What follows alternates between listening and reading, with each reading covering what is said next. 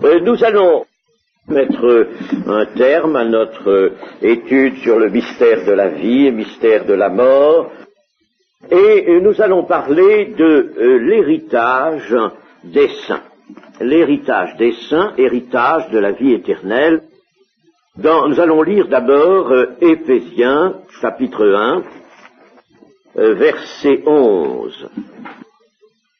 En lui, nous sommes aussi devenus héritiers, ayant été prédestinés, suivant la résolution de celui qui opère toutes choses d'après le conseil de sa volonté, afin que nous servions à la louange de sa gloire, nous qui d'avance avons espéré en Christ.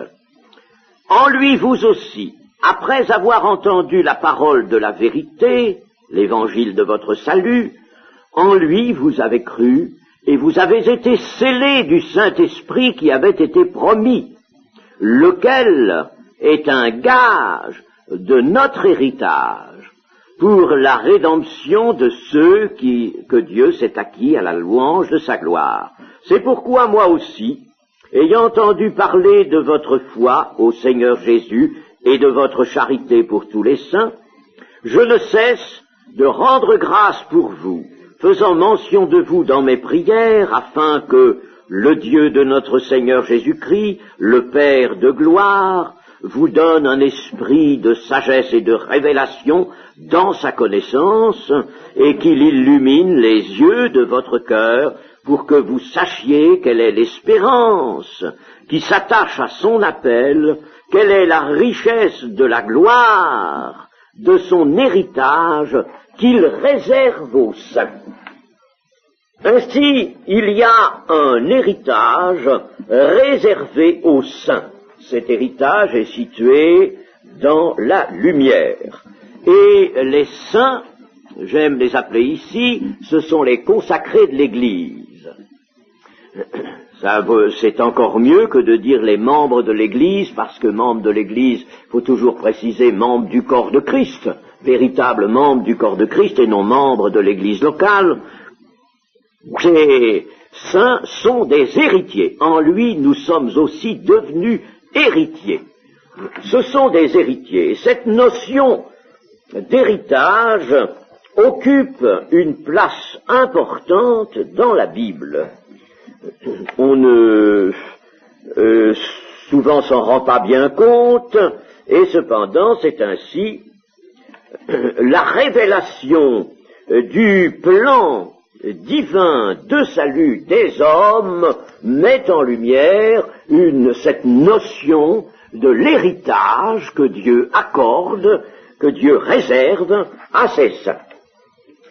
Un héritage, selon la Bible, ce n'est pas la possession d'un bien par suite d'une succession survenant à la mort d'un parent. Il y a bien, le mot héritage est bien quelquefois employé dans ce sens tout à fait temporel, terrestre, mais disons que l'héritage qui nous intéresse, c'est une attribution de Dieu, une attribution à ceux qui, devenus ses enfants, sont entrés réellement dans une filialité nouvelle, sont des fils ou des filles adoptifs ou adoptives et des frères de Jésus-Christ. Mais enfin, dans le masculin, il y a aussi le féminin. Donc, fils adoptifs et frères de Jésus-Christ. Nous avons été prédestinés à porter l'image du Seigneur Jésus-Christ, lui, le premier-né entre beaucoup de frères. Pas plusieurs, mais beaucoup de frères, une foule de frères.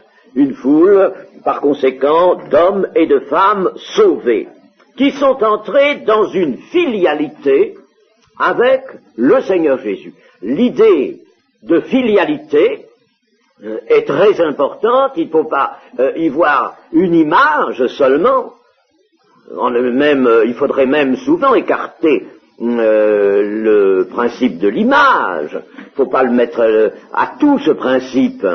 Et il faut voir qu'il y a une filialité réelle, c'est une filialité de l'esprit, mais c'en est une.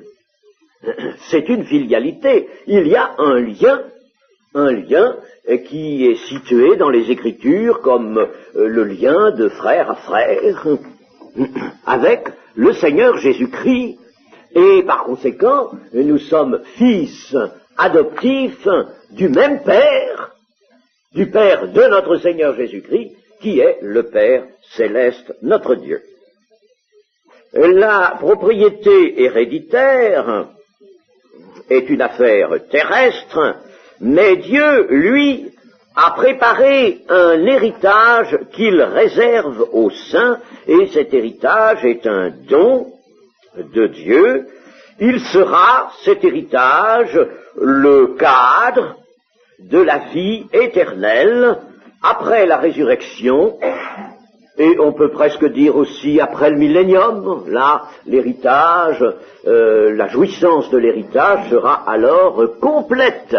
Oh, ce n'est pas tellement ce qui peut, surtout dans le brouillard de nos pensées humaines, ce qui peut tellement nous attirer. En général, on n'est pas, faut bien l'avouer, tellement attiré par la nouvelle terre, la cité céleste, car nous verrons que c'est là l'héritage de Dieu, dans son aspect objectif. Eh bien, on n'est pas tellement attiré, ça il faut bien le dire, parce que, je vous dis, nous sommes très gênés par nos pensées humaines. Si on laissait, en somme, libre cours aux pensées de pas mal de chrétiens, ils préféreraient de beaucoup un héritage sur cette terre-là, qu'on mette la paix sur cette terre, qu'il n'y ait plus de maladies, qu'il n'y ait plus d'accidents, ce qui aura lieu dans le millénium, avec cette réserve toutefois que la mort ne sera pas encore détruite, et que tout homme qui péchera pendant le millénium sera immédiatement retranché. Chaque matin, la verge de fer. Ah, ce ne sera pas le temps de la grâce, ce sera le temps de l'amour, et ce ne sera pas le temps de la grâce. C'est curieux, ça. Mais le millénium n'a qu'un temps. Le millénium est un règne intermédiaire, temporaire, pour que le Fils de Dieu puisse mettre tous ses ennemis sous ses pieds, et quand il aura mis tous ses ennemis sous ses pieds, alors viendra la fin du millénium, il remettra à son Père qui lui a soumis toutes choses, il lui remettra ses pouvoirs pour que, alors, le règne se continue hors du temps. Tout cela demande beaucoup de méditation, mais c'est magnifique, régner hors du temps avec tous les saints dans un nouveau cadre, la nouvelle terre dont il est parlé dans l'Apocalypse. La possession de l'héritage que Dieu réserve aux saints, dépend de deux choses. Il dépend des promesses de Dieu, bien sûr, et il dépend aussi de la fidélité du peuple de Dieu et de la sanctification. Il y a des hommes qui, bien qu'ils auront pu peut-être dire sur la terre qu'ils étaient de l'Église, des hommes qui n'hériteront pas le royaume de Dieu. Il y a des hommes qui n'hériteront pas le royaume de Dieu. Et il faut bien se le dire et le voir. On pourrait dire, ça m'intéresse pas, c'est pas pour moi, moi je suis sûr d'hériter. 1 Corinthiens 6, 8. 1 Corinthiens 6, 8. Mais c'est vous qui commettez l'injustice et qui dépouillez, et c'est envers des frères que vous agissez de la sorte. Alors là, il faudrait remonter un peu au verset 6. Mais un frère plaide contre un frère, et cela devant des infidèles. C'est déjà certes un défaut chez vous que d'avoir des procès les uns avec les autres. Pourquoi ne souffrez-vous pas plutôt quelque injustice? Pourquoi ne vous laissez-vous pas plutôt dépouiller? Mais c'est vous qui commettez l'injustice et qui dépouillez, et c'est envers des frères que vous agissez de la sorte. Ne savez-vous pas que les injustes n'hériteront point le royaume de Dieu? Ah, les injustes, ceux qui n'auront pas vraiment voulu, entendu, progresser dans cette pratique de la loi de Dieu, des lois de Dieu, et qui se seront tenus dans l'injustice ou dans l'iniquité, ils n'hériteront pas le royaume de Dieu. Et ensuite l'apôtre dit, ne vous y trompez pas, ni les impudiques, ni les idolâtres, ni les adultères, ni les efféminés, ni les infâmes, ni les voleurs, ni les cupides, ni les ivrognes, ni les outrageux, ni les ravisseurs n'hériteront le royaume de Dieu. Et c'est là ce que vous étiez quelques-uns de vous. Mais vous avez été lavés, mais vous avez été sanctifiés, mais vous avez été justifiés au nom du Seigneur Jésus et par l'Esprit de notre Dieu. Mais bien sûr, ce que dit l'apôtre et ce qu'il va dire après, c'est qu'il faut le rester. Tout m'est permis, mais tout n'est pas utile, tout m'est permis, mais je ne me laisserai asservir par quoi que ce soit. Or, aujourd'hui, dans cette énumération, peut-être va-t-on dire, oh, adultère, ça c'est le cas de quelques-uns, des cas, disons, accidentels, les voleurs, les infâmes, les cupides, les ivrognes, non, je suis pas tout ça, hein, mais les impudiques, les efféminés, les impudiques, qu'est-ce que vous voulez, il faut le dire, comment caractériser l'impudeur? Eh bien, voyons le Nouveau Testament. Et le Nouveau Testament nous le montre, c'est pas la peine d'aller chercher l'Ancien Testament.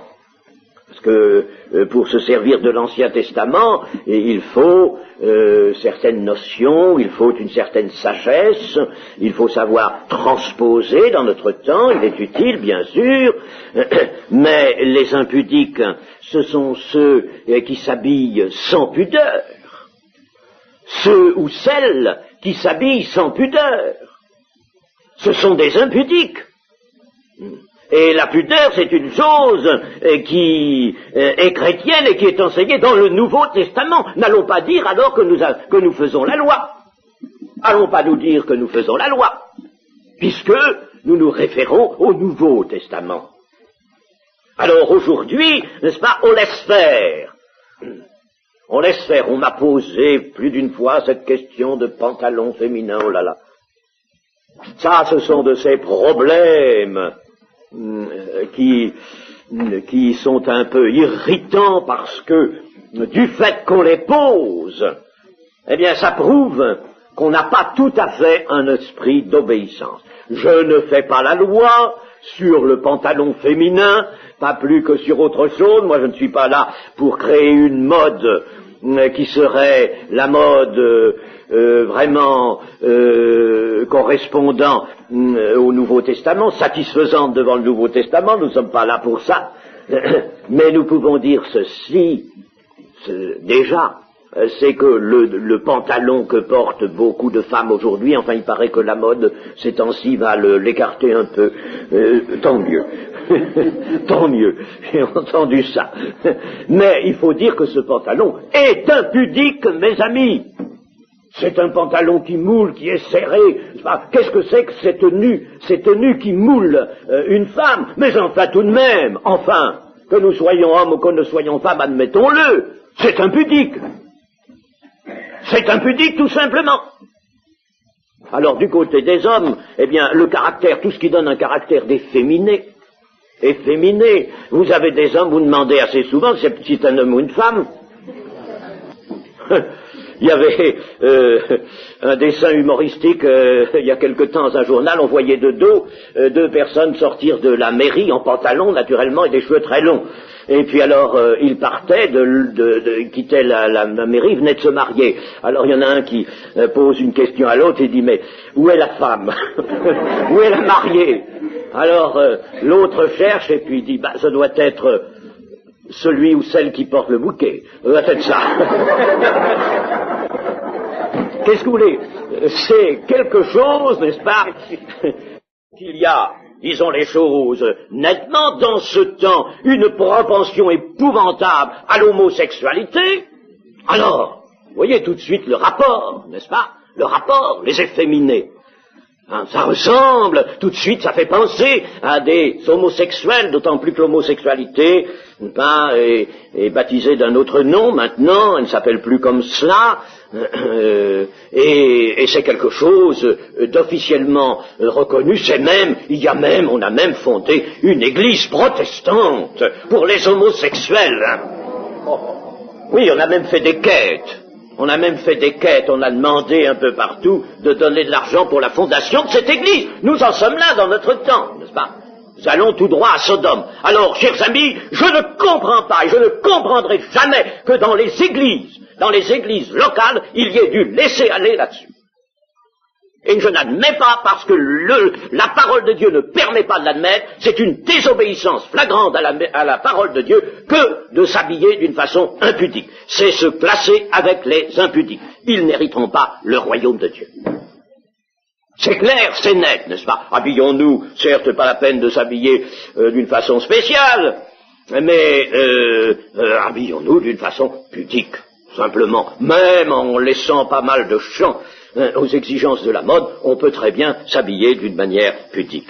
Alors, cela dit en passant, n'est-ce pas, il faut bien faire attention, il y a des gens qui n'hériteront pas le royaume de Dieu. Et tout ce qui sera fait, non seulement en matière de vêtements, mais tout ce qui sera fait dans la vie courante, de par un esprit de révolte, ou un esprit disons, de liberté prise à l'égard de la parole de Dieu. On veut se donner de la liberté à l'égard de la parole. Eh bien, tout ce qui sera fait dans cet esprit-là, chers amis, nous privera de l'héritage du royaume des cieux. Entendons bien cela.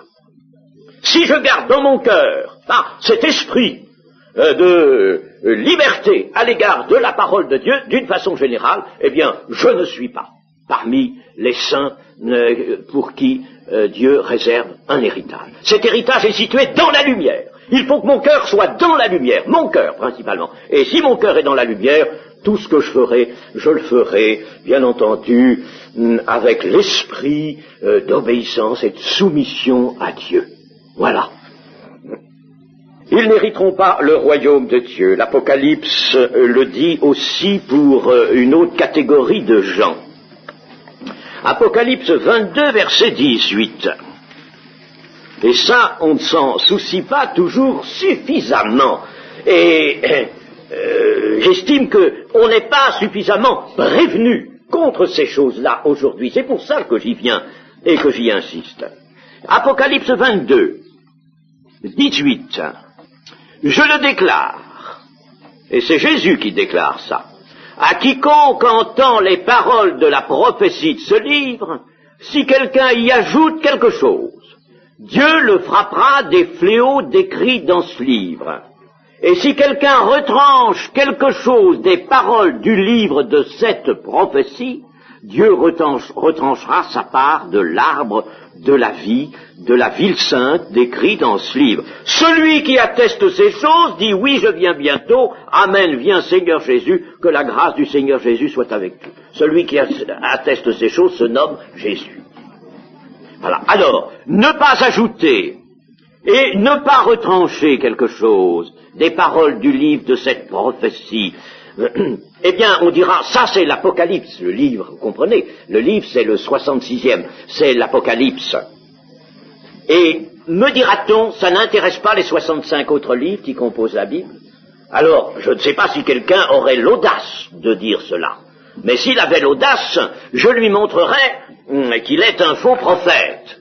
Parce que ce qui est dit ici couvre l'ensemble de la Bible, c'est facile à démontrer. Vous retrouvez d'ailleurs des prescriptions du même ordre dans le Deutéronome, notamment dans les Proverbes, dans d'autres parties de la Bible. Et nous savons que l'Apocalypse est la révélation qui couronne la révélation de la Bible, la révélation qu'est la Bible, n'est-ce pas? C'est la révélation par excellence, la révélation finale, terminale, et que c'est, si vous voulez, la grande conclusion apportée au livre de Dieu. Et par conséquent, ce que le Seigneur dit là, il le dit de toute la Bible.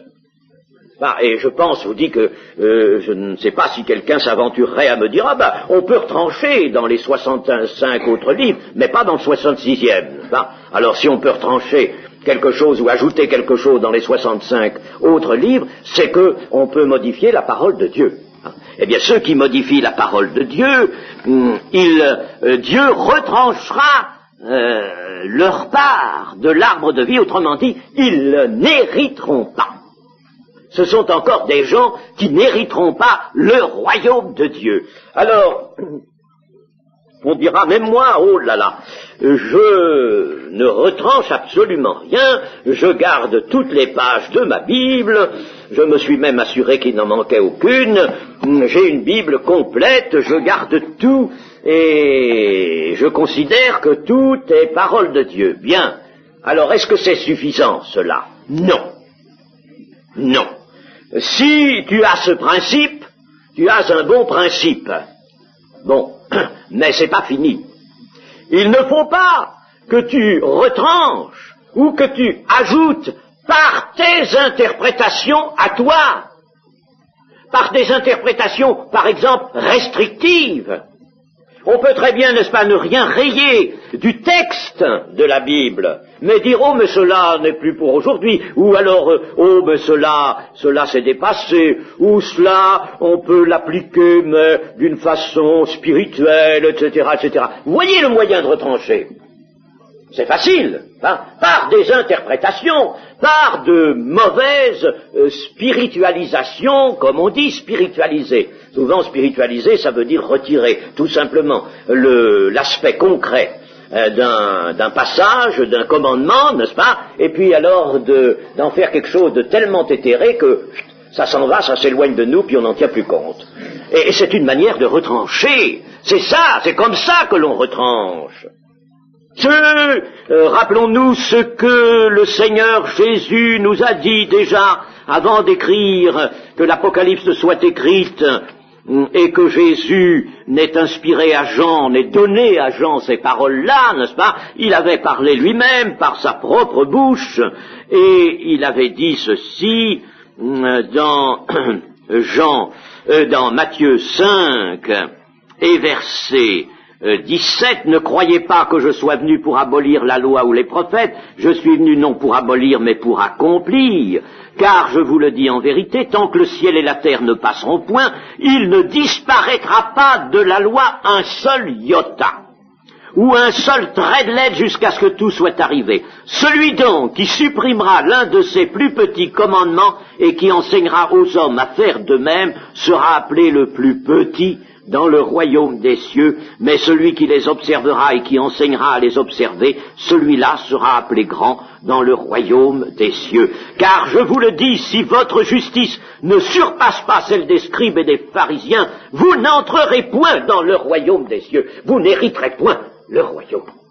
Si votre justice ne dépasse pas celle des pharisiens, or on en revient à une justice de pharisiens et de scribes, en triturant la lettre et en essayant de faire dire à la lettre ce qu'on veut, prenant de la liberté vis-à-vis des commandements de Dieu, ils n'hériteront point. Vous voyez que c'est infiniment grave. Infiniment grave. Et il faut que le peuple de Dieu soit averti de cela, de cette gravité. Ils n'hériteront point le royaume de Dieu. C'est pas la peine, n'est-ce pas, de dire oui, mais Dieu est amour. Le Seigneur Jésus, dans ses paroles, nous a montré que quand il reviendrait, il ne serait plus celui qui est venu pour sauver, mais pas pour juger, mais pour sauver, n'est-ce pas? Il viendra là pour juger. Et ceux qui lui diront, oh Seigneur, mais n'avons-nous pas prophétisé par ton nom? N'avons-nous pas fait même des miracles par ton nom? Retirez-vous de moi, vous qui commettez l'iniquité. Qu'est-ce que c'est que commettre l'iniquité? C'est n'avoir pas respecté la justice de Dieu. Alors retirez-vous de moi, je ne vous ai jamais connu, vous n'avez jamais vécu dans ma communion, et je n'ai pas de lien avec vous, vous ne pouvez pas non plus hériter, vous, le royaume des cieux. Alors, nous avons vu ce côté négatif, mais il était nécessaire que nous le considérions. Actuellement, je crois que dans le temps actuel, il faut avertir. Et c'est l'avis de quelques personnes, notamment pasteurs, avec qui je me suis entretenu, n'est-ce pas? Il faut absolument avertir. Parce qu'il y a un vent de liberté qui souffle, n'est-ce pas? Et il faut absolument arrêter ce vent-là. Sans être des piétistes. On nous accuse souvent d'être des piétistes. Si on n'est pas des légalistes, on est des piétistes. Alors, peu importe cela, n'est-ce pas, il y a un vent qui souffle, alors c'est un danger, il faut avertir les enfants de Dieu. Si tu n'avertis pas, toi-même tu te rends coupable. Et je vous assure que je connais quelqu'un qui a fait de tels, je connais même 2, 3, qui ont fait de tels avertissements, et ils s'en sont trouvés très bien, chers amis. Croyez-vous que les chrétiens, pour autant, les vrais chrétiens, se soient défilés de l'église, là, soient partis parce que le pasteur est trop rigide, trop absolu? Non, ça les a amenés à se sanctifier à nouveau. Et ils ont compris qu'ils étaient dans l'erreur, et qu'il fallait vraiment se sanctifier à tous égards, aussi bien dans le concret, dans l'aspect extérieur de la personne, dans le mode de vie, que spirituellement parlant. Les promesses d'un héritage de Dieu remontent à Abraham. Il faut que nous sachions, c'est le grand lien, un des grands liens avec les anciennes dispensations, avec l'Ancien Testament, si vous voulez. Les promesses remontent à Abraham. Voyons ces promesses. Elles sont dans Genèse 17 notamment.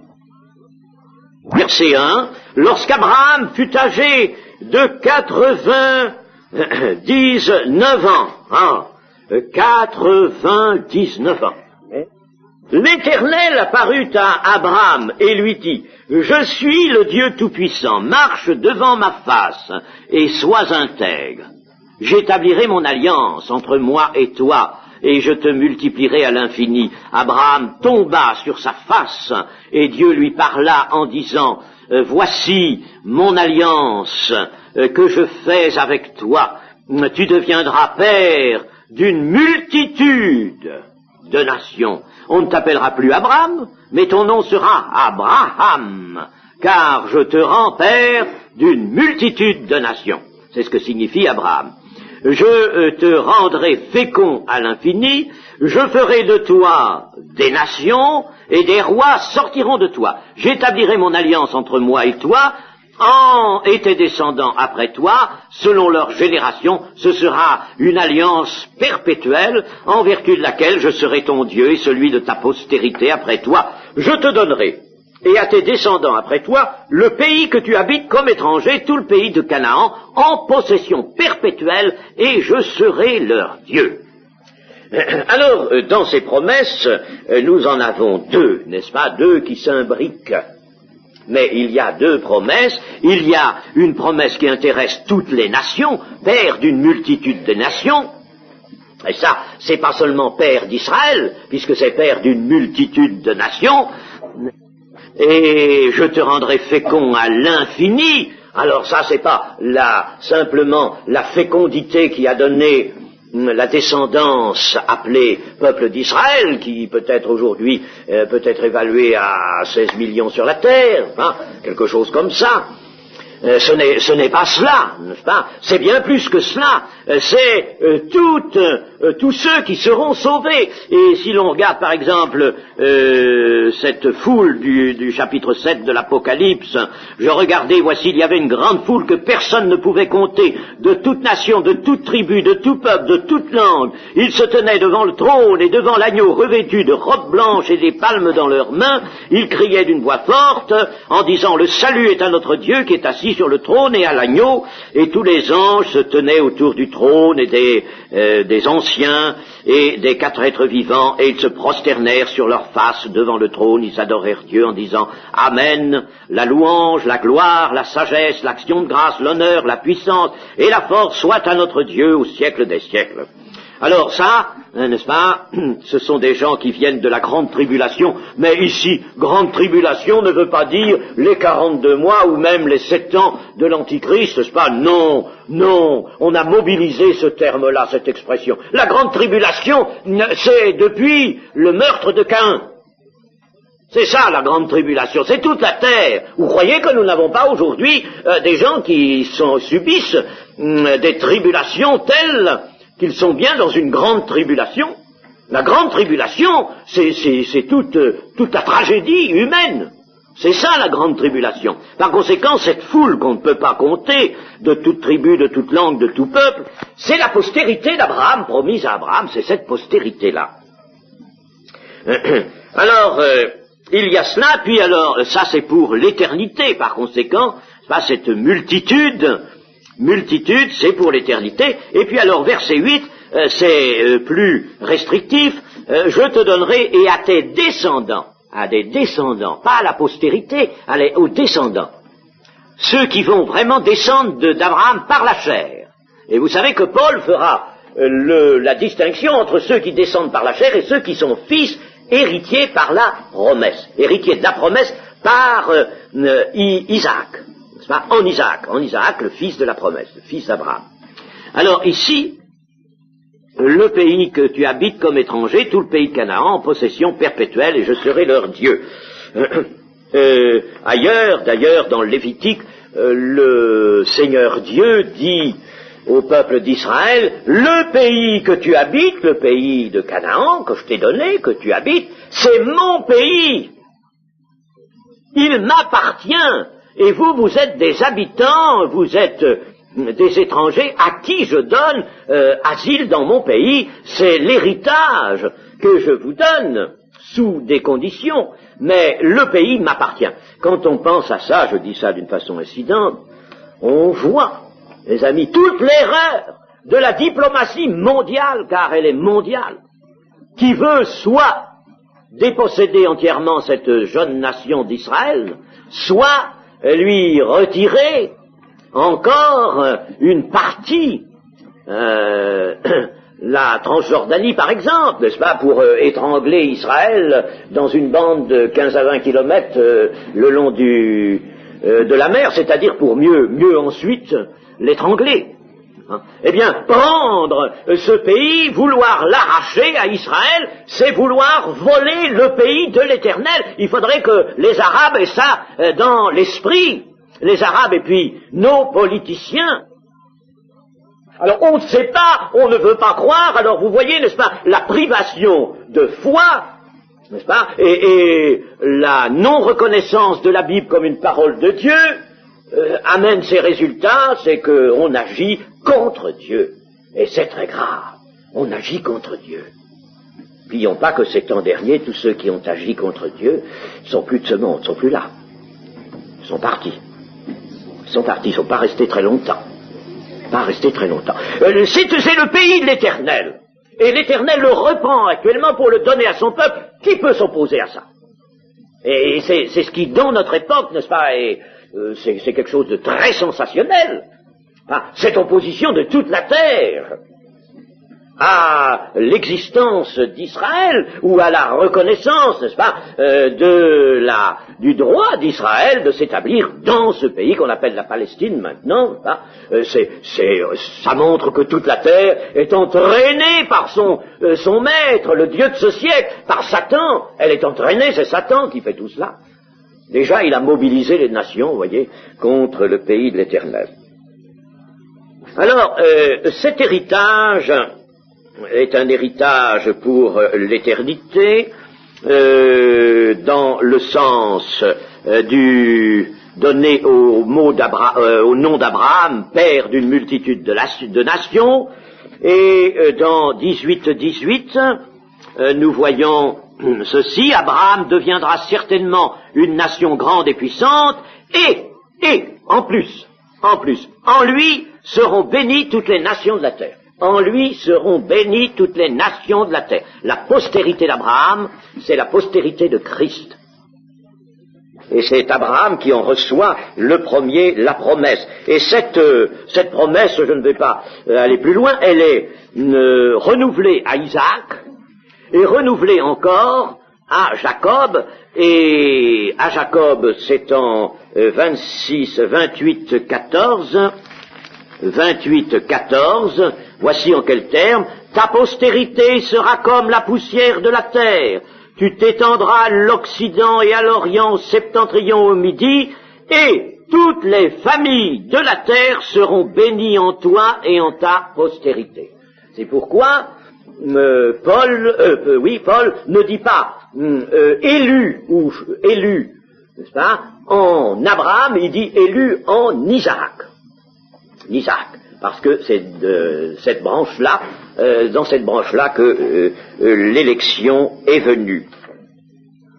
Et c'est cet héritage du monde, Paul l'appelle l'héritage du monde, cet héritage du monde qu'Ésaü a méprisé et vendu pour un plat de lentilles, c'est cet héritage-là, pas seulement les troupeaux de son père, les grands troupeaux et les serviteurs, c'est l'héritage du monde qu'il a vendu, d'où vous comprenez la colère de Dieu contre cet homme qui a été un profane et qui a vendu pour un plat de lentilles son droit d'aînesse. Il a vendu l'héritage du monde, et Dieu l'a fait recueillir par son frère Jacob. Et notons une réciprocité, je la note en passant, je ne vais pas m'arrêter sur les textes, c'est que Dieu lui-même se veut l'héritage de son peuple. Dieu se donne comme le partage de son peuple. Tu es mon héritage. Dieu est l'héritage aussi de son peuple. Il y a une réciprocité, si bien que nous voyons déjà se présenter dans la notion d'héritage qui se forme tout au long de l'Ancien Testament, c'est-à-dire au cours de la progression de la révélation de Dieu, cette notion se complète, se forme, prend ses contours, et nous voyons qu'elle s'apparente beaucoup à quoi? À la communion. Et l'homme a un héritage que Dieu lui donne, et Dieu considère l'homme comme son héritage. N'est-ce pas? Voyez, demeurez en moi, et je demeurerai en vous. Il y a toujours, voyez-vous, il plane sur cette belle notion d'héritage, toujours cette grande réalité de la communion qui est une réciprocité. Une réciprocité. Demeurez en moi, et moi, je demeurerai en vous. Deux démarches inverses l'une de l'autre pour créer ce lien total, ce double lien avec l'homme. Alors, l'héritage que Dieu réserve aux saints, c'est là, alors, ce que l'homme va saisir de la promesse de Dieu, et puis Dieu, lui, saisit les hommes à qui il donne cet héritage. Ils sont son héritage, et lui est leur héritage. En tant que fils, c'est Jésus qui est l'héritier. L'héritier. Nous avons dans Marc 12, verset 7, « Mais ces vignerons dirent entre eux, voici l'héritier, venez, tuons-le, et l'héritage sera à nous. » Ça, c'est une parabole, bien entendu, la parabole des vignerons, et qui voit venir le fils de cet homme qui planta une vigne, dans la parabole. Il voit venir, après des serviteurs qu'ils ont outragés, et qu'ils ont tués, qu'ils ont battus et tués, alors il voit venir un fils bien-aimé. Et vous comprenez que dans la parabole, le fils bien-aimé, c'est le Seigneur Jésus. Il l'envoya vers eux le dernier en disant, ils auront du respect pour mon fils, mais ces vignerons dirent entre eux, voici l'héritier, venons, tuons-le, et l'héritage sera à nous. Eh bien, l'héritage, c'est pas comme ça qu'on le prend, n'est-ce pas? On le prend en étant unis avec le Fils et en recevant de lui la grâce du pardon et de la vie. Donc c'est Jésus qui est héritiers. C'est dit aussi dans le début de l'Épître aux Hébreux. Et les saints, eux, les saints de l'Église, sont des fils d'adoption et par conséquent des co-héritiers avec Christ. Co-héritiers. Ils vont partager l'héritage du Fils. Et Jésus ne va pas jouir tout seul de son héritage, il va en jouir avec ses frères, les hommes devenus ses frères, qui seront à son image, il va en jouir avec lui. Je passe les textes, nous n'avons pas le temps de les consulter, ils sont dans Romains 8, 17, Galates chapitre 3 et chapitre 4, Hébreux 9, verset 15. Et j'ai lu un texte tout à l'heure qui nous montre que nous sommes héritiers. Et l'apôtre Paul dira aussi co-héritiers. La possession complète et définitive de cet héritage est et reste un objet d'espérance jusqu'au moment où nous quittons cette terre, chacun pour notre part, n'est-ce pas? Nous sommes un des multiples héritiers ou co-héritiers de Christ, mais nous ne rentrerons en possession que en quittant cette terre, et à condition bien sûr de la quitter dans les conditions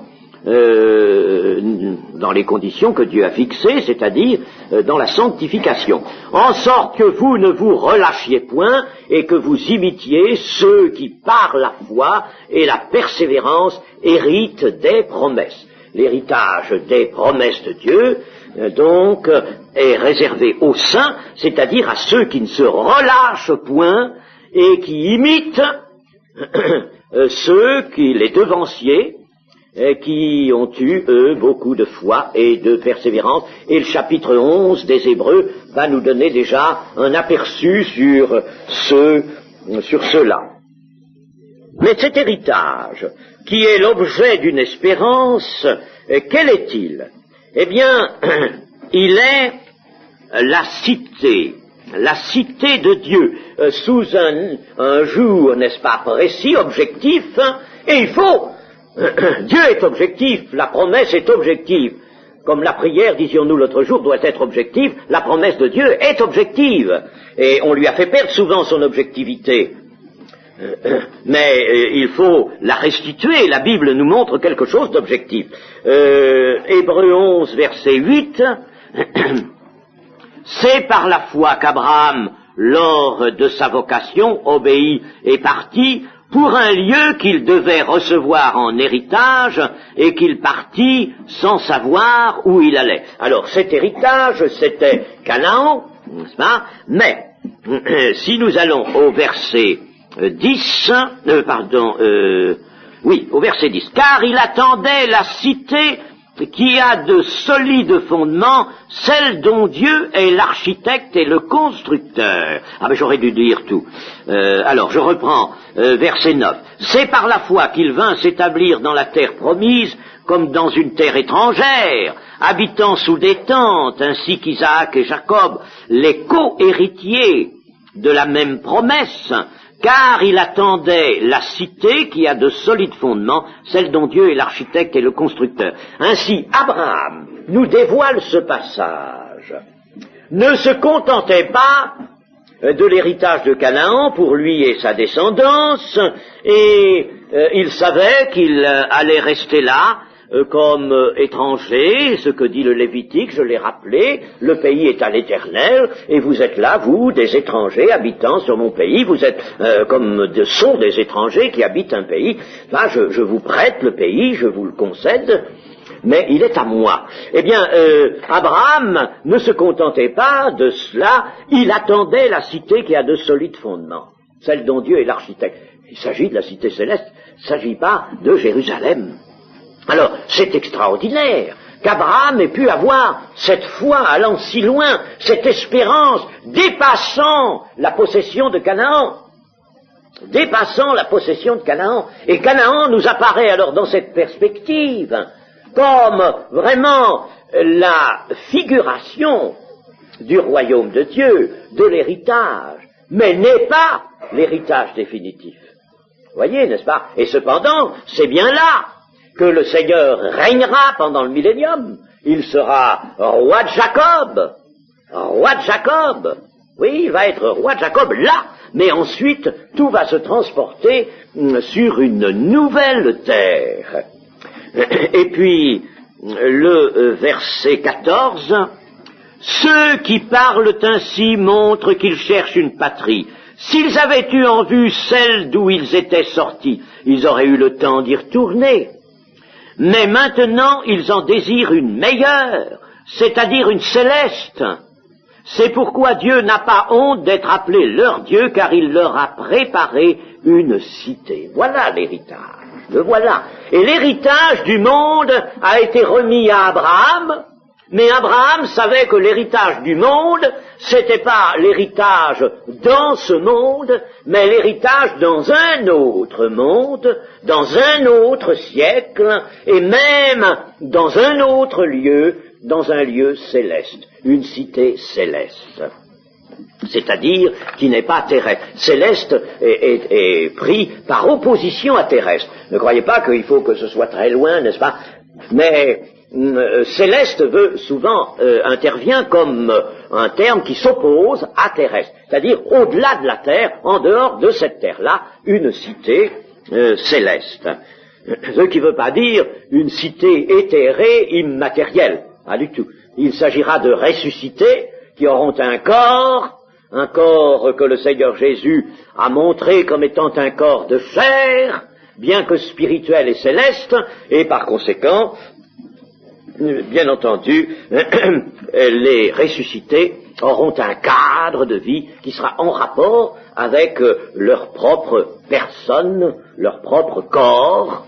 Nous avons une terre qui est en rapport avec nos corps, n'est-ce pas, tels qu'ils sont. Eh bien là, cette terre sera en rapport avec les corps célestes et spirituels, mais ce sera un lieu, une terre, quelque chose de concret cependant. On peut appeler cette cité aussi bien spirituelle que physique. Cette cité où les rachetés seront appelés à régner éternellement avec Dieu. Plusieurs passages, notamment la 2e épître de Pierre, nous montrent cela, que les rachetés sont appelés à régner éternellement avec Dieu. L'Apocalypse s'y attache même dans ses derniers chapitres, n'est-ce pas, à nous montrer ce règne avec Dieu. Dieu sera au milieu d'eux. Il n'y aura plus ni larmes, ni angoisse, ni inquiétude, ni douleur, n'est-ce pas? Et Dieu sera au milieu d'eux. Alors, ce règne éternel avec Dieu est un règne qui ne peut pas s'écouler sur cette terre-là, pour la raison majeure, elle est difficile peut-être cette raison à saisir, mais c'est la raison majeure, c'est que c'est un règne avec Dieu, et par conséquent, hors du temps. Hors du temps. Dieu ne se tient pas dans le temps. Il intervient dans le temps, mais il ne se tient pas dans le temps. Or, même le millénium, et c'est pour ça qu'il est millénium, c'est-à-dire qu'une durée lui est assignée, le millénium est un règne qui se déroule sur cette terre rénovée. Cette terre soumise à la palingénésia, c'est-à-dire au nouvel engendrement. Alors, sur cette terre-là, le Christ régnera 1000 ans, bien, mais ça c'est dans le temps, c'est un règne dans le temps, et ça ne peut pas rester là. Il faut que ça entre dans l'éternité. Et pour entrer dans l'éternité, il faut donc que cette terre s'en aille. Jean la voit disparaître. Je ne sais pas où elle va, elle s'en va, elle disparaît. Disons pas elle est détruite, disons elle disparaît. Elle disparaît, et puis elle a été rénovée, bon je ne crois pas qu'elle soit détruite, mais elle ne peut plus servir de ses jours. Et alors, tout se transporte sur, je vise une nouvelle terre. Alors là, il n'y a plus de mer. Le soleil, elle n'a pas besoin du soleil, n'a pas besoin de la lune, n'a pas besoin de lampe pour éclairer. Dieu est sa lumière. Magnifique, c'est hors du temps. Hors du temps, car Dieu lui-même ne peut être là, pleinement présent, car il sera pleinement présent, il sera visible, face à face, nous verrons face à face, nous n'avons pas le droit de retrancher quoi que ce soit par spiritualisation, n'est-ce pas? Eh bien, Dieu ne peut être situé, ne peut se situer, lui, que hors du temps. Ah, ça, nous ne pouvons pas comprendre hors du temps. C'est pourquoi les révélations qui nous sont données de la cité de Dieu, la nouvelle Jérusalem, sont des comparaisons, n'est-ce pas? Je vous l'ai dit l'autre jour, Jean a employé un langage humain, il a été obligé de faire entrer dans un langage humain ce qui ne devrait pas pouvoir s'exprimer, ce qui ne peut pas s'exprimer en langage humain. Ce sont en somme des paroles, non seulement des paroles ineffables, comme dit Paul, mais des choses ineffables, n'est-ce pas, des choses qui ne s'expriment pas. Mais cependant, l'Esprit a voulu ce tour de force pour que nous ayons tout de même, n'est-ce pas, de quoi nous attacher, de quoi nourrir notre espérance, de quoi toucher un peu du concret de ce qui nous attend. Alors, Dieu a voulu que cette cité sainte soit tant bien que mal, disons, n'est-ce pas, décrite dans un langage humain. Alors Jean dit, eh bien, il y avait là une grande étendue, une grande place, alors c'était comme du verre, et puis c'était aussi comme de l'or. C'était comme, n'est-ce pas, vous voyez, il est obligé de d'employer, n'est-ce pas, des termes qui sont approchés, simplement, n'est-ce pas, nous permettent d'approcher cette grande réalité. Alors c'est pour ça, n'est-ce pas, qu'il est vain d'en discuter. Gardons la description de Jean telle qu'elle est, n'y touchons pas, même par la pensée. Hein. Prenons la cité telle qu'elle nous est donnée, un point, c'est tout. Voilà la fidélité. Et voilà le moyen de ne rien retrancher à la parole qui nous est donnée. Eh bien donc, les élus jouiront des différents biens du royaume dont ils doivent hériter. Alors ce royaume, c'est bien entendu la cité, ils hériteront la terre. Les débonnaires, je rappelais ça tout à l'heure dans les Béatitudes, Matthieu 5, les débonnaires hériteront la terre. Mais ils hériteront cette terre-là, essentiellement. Bien sûr, les débonnaires vont aussi, les rachetés vont aussi régner avec Christ pendant le millénium. Mais cela n'est que transitoire. Et ce qui est éternel va venir ensuite, c'est cette terre, elle est une terre, elle est appelée terre dans l'Apocalypse, c'est une nouvelle terre, Jean l'a vu, cette nouvelle terre. Eh bien, ils hériteront cette terre, les débonnaires, les doux, ils ne l'auront pas conquise par des actions violentes, ils l'auront héritée. C'est le règne avec Dieu, donc, pour l'éternité. L'héritage comprend l'incorruptibilité, incorruptibilité des corps, des âmes, incorruptibilité, inébranlables seront-ils, inébranlables, incorruptibilité, il y aura la gloire de Dieu. On ne peut pas s'imaginer ce que peut être le séjour dans la gloire de Dieu. Moïse a eu 5 heures, Seigneur, montre-moi ta gloire. Ah, la gloire de Dieu qui sera non seulement quelque chose, n'est-ce pas, qui va enchanter, merveiller les cœurs, mais cette gloire de Dieu, ce sera aussi une vue indescriptible, des délices, un héritage de délices, selon un mot de l'Ancien Testament, et puis la grâce de la vie sans fin, de la vie éternelle, de l'immortalité de Dieu, ils l'auront. Elle a été rapportée par Jésus-Christ, mise en évidence par Jésus-Christ, cette immortalité, elle est venue, elle sera acquise à tous les saints qui auront part à cet héritage, l'immortalité en la présence de Dieu. La présence, la vue de Dieu, les anges, nous dit Jésus déjà dans ce temps, voient la face de mon Père qui est dans les cieux. Eh bien, nous verrons nous aussi la face du Père qui est dans les cieux. C'est merveilleux, chers amis, merveilleux, merveilleux, que le Seigneur nous donne tous part à cet héritage, et sanctifions-nous pour cela. Amen. Seigneur, notre Dieu, notre bon Père céleste, oui, tu nous as préparé un héritage qui ne se peut ni flétrir, ni corrompre, et que tu nous as réservé dans la lumière, ô notre Dieu. Puissions-nous maintenant être de ceux qui ne se laissent point corrompre, ô notre Dieu, que nos cœurs, nos pensées ne soient point corrompus par la pression du monde et du temps, ô notre Dieu, mais que nos cœurs étant ouverts à ta grâce, la lumière y afflue, la lumière de Christ, et que en nous soient présentes les forces venant de l'Esprit de notre Dieu, qui nous feront marcher à la lumière de Jésus-Christ, pour aller dans la lumière jusqu'à cet héritage qui nous est réservé dans les cieux. Et nous te bénissons, notre Dieu, notre Père, car cet héritage, nous l'avons, tu nous l'as réservé, nous l'avons et nous te bénissons, nous te louons dans le nom de Jésus. Amen.